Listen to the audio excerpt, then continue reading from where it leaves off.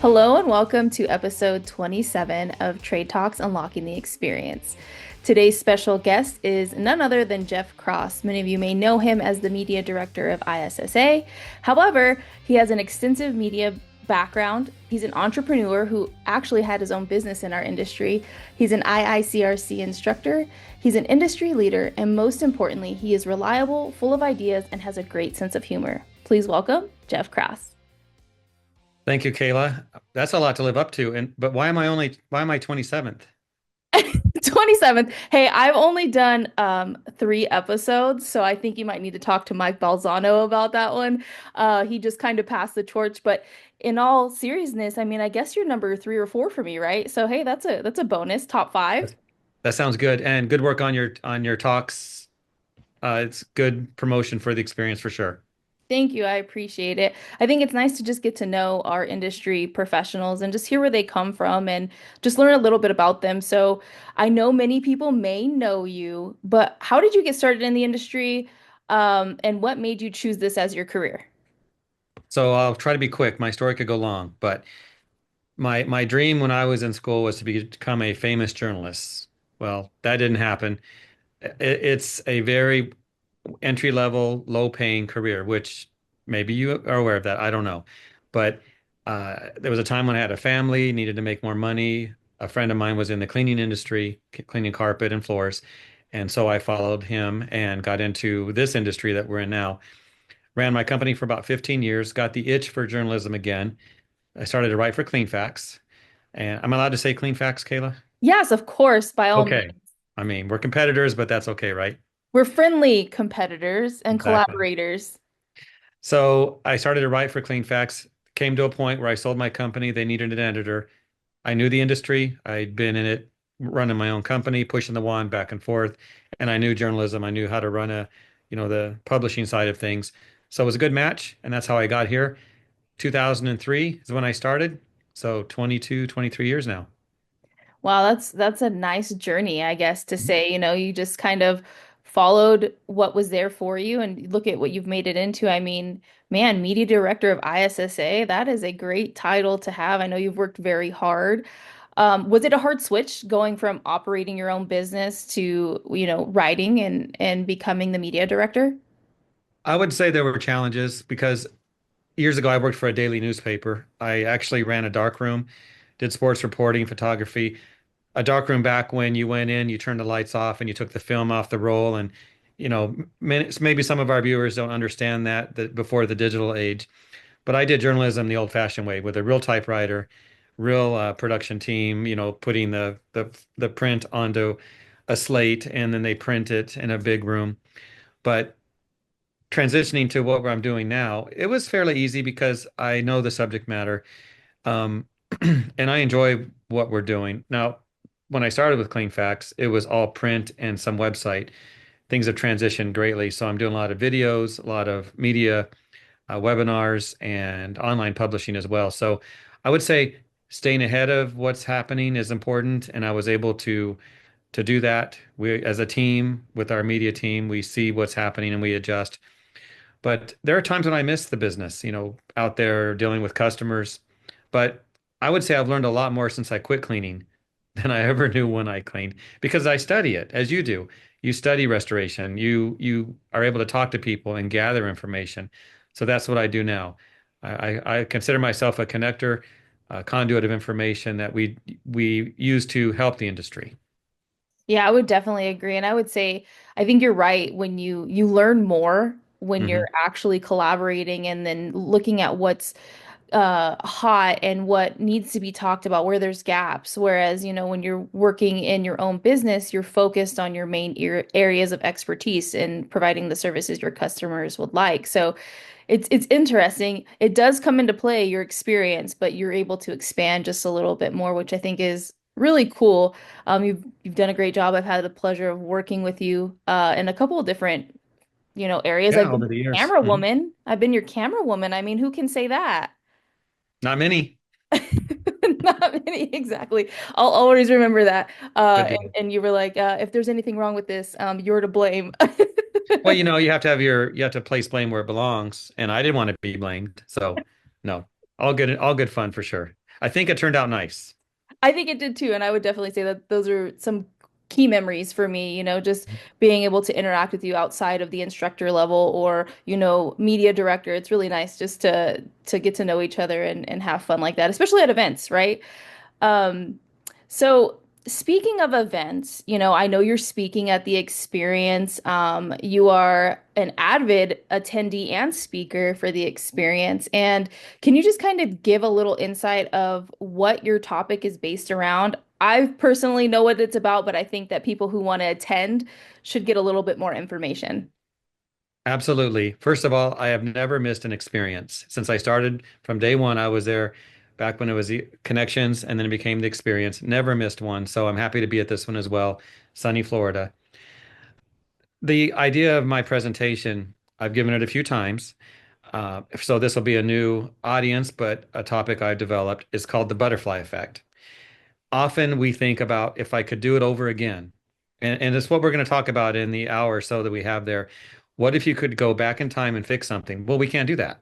We would like to, we dream about that, but what can we do right now, thinking about the future to make the future better? So we're going to talk, I'm going to get some attendees of this event to talk about things they've done, things that they would do differently, looking at some of their challenges now. What would you do if you could go back and tell yourself, 5, 10 years ago, hey, you should not do that, or you should do this? What would that sound like? And really, what I love about this, Kayla, is audience participation. Everyone contributes. And the ideas that come from this spark great changes that can be embraced by business owners, by managers, really by anyone that's in the room. So, those that are going to be there, think about that. Think about you can't change the past, but what you can do right now is change the future with your business and make it better every day. Yeah, and I was definitely going to say this presentation brings out exactly what we're looking for, right? Collaboration, ideas, learn from others, maybe not mistakes, but lessons along the way, right? I think for us, right, you just talked about going from mainly print to digital. I mean, imagine what you could have told yourself 5, 10 years ago. Exactly. We think of all the industries where big change happened. Where's your local Blockbuster now? Some of us used to go there and rent movies. What about the Yellow Pages?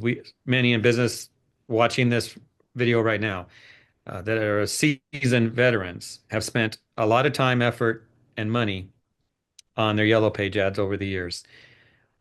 What if you had seen the changes ahead of time? What could that mean for you now? So just a lot of things to think about for this presentation and focusing on the trends that are kind of visible. Well, what if we were to embrace those and get on board with them before others do? That's the key. Yeah, and I would definitely say sometimes you see something trending a certain way and then life happens, like COVID, right? Things definitely change during that time and they change extremely fast. And many may have not projected that, or maybe they thought it was 5, 10 years down the road and it just happened to change now. I think that's really key too, and understanding, preparation is really key in our space, but also, you know, talking to others, I think is really key. And that's one thing that I've taken from your presentation is be collaborative, learn from others in the room. You don't necessarily have to copy them, but you can definitely pick their brain to help you make your business successful, which I think is really key. Yeah, there are no real brand new ideas out there. I mean, let's admit, business is business. Other industries do some of the things that we embrace, but there's always a twist or an angle we can do or a way to make it better. And often what we miss the boat on is dealing with people and customers, and that's starting to really decline. That's a trend I'm seeing with businesses, the disconnect. Well, if that's the case, what if we're different and go back to the old way of doing business? That's going to be noticed by our clients. It can be the little things like that. So we need to embrace progress and what's new and better, but don't forget that personal touch. Yeah, I would definitely say even picking up the phone or just stopping by makes such a difference for our customers.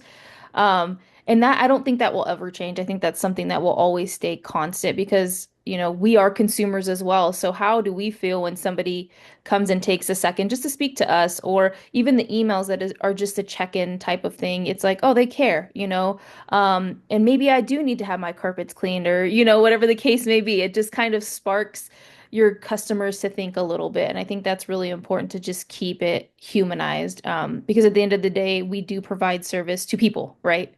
That's right.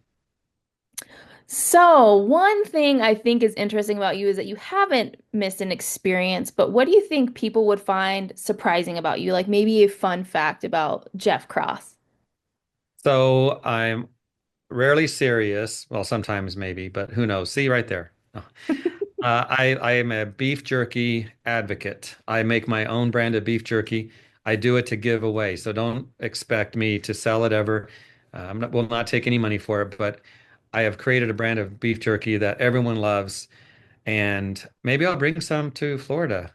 Maybe. I don't know. I mean, yeah, I love jerky, so please do that. Do you Healthy have beef like, jerky, yeah, beef no jerky. I love chemicals. beef jerky. What is your like, do you have a signature flavor or anything like that? I would say a smoked honey habanero is one of mine. Ooh, that Hmm. sounds good. Not Some too things like spicy, spicy. really good. Yeah. So I'm like the mad chef. I'm like the mad scientist in the kitchen. Uh, I have a billion spices and peppers, and I just play with it, come up with the right formulation, create it. It's real simple to do, but it's the balance, the blend of what you have that makes the difference. So I don't know. That's one thing. I'm a terrible scuba diver. I'm bad at all sports. I like to eat out and go to good restaurants. Love to travel. Yeah. Yeah. Yeah, love to travel. I would definitely say you are, Except to trade shows. No, just kidding. except to trade shows.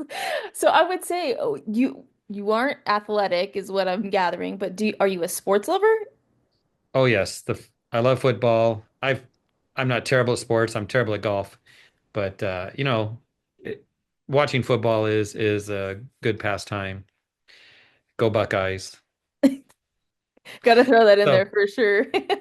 yeah, and of course, I don't know if you're going to leave this in here, but we're recording this Monday afternoon. The Buckeyes play in 4 hours for the national championship. So No if they pressure. win, that's great. If they lose, I hope this is all deleted, but if not, we'll talk at the show. Yes, for sure. And I was definitely going to say, while we're on the topic of sports, who do you think is going to win the Super Bowl? Well, I want the Bills to win it. They got to get past Kansas City. So I would say the Bills could do it. Yeah, yeah, I'm right there with you. I would definitely say last night there was some crazy back and forth on the games. Hmm. So we'll definitely see. You never know, but I'm not a Chiefs fan. I'm a Raiders fan. So of Sorry course about that. it'd be great for the. I know, condolences, right? But hey, I've been a diehard fan since day one. I sat and watched them lose a game 45-3. I stayed until the very end. Good for Uh, you. That's a yeah, and I fan. met players. Hey, it paid off. I met some players, got some autographs and pictures, but you don't always have to win, I suppose. No, there's got to be a loser somewhere. Yeah, right. But we're all winners here, Yes. especially having this conversation, I will definitely say. But I really want to thank you for taking the time on a Monday afternoon to chat with me and let people know a little bit about you and what you're going to be talking about. Um, So with that being said, we will see everybody at the experience April 8th through 10th in Punta Gorda, Florida. Actually, Punta Gorda, Florida. Excuse me. Let me stand corrected there. You can register at rnrmagonline.com and you can listen to us on all of our platforms or YouTube, Apple, and Spotify. Thank you very much, Jeff. I appreciate your time today. This is Trade Talks, Unlocking the Experience, and thank you for joining us, and we'll see you soon.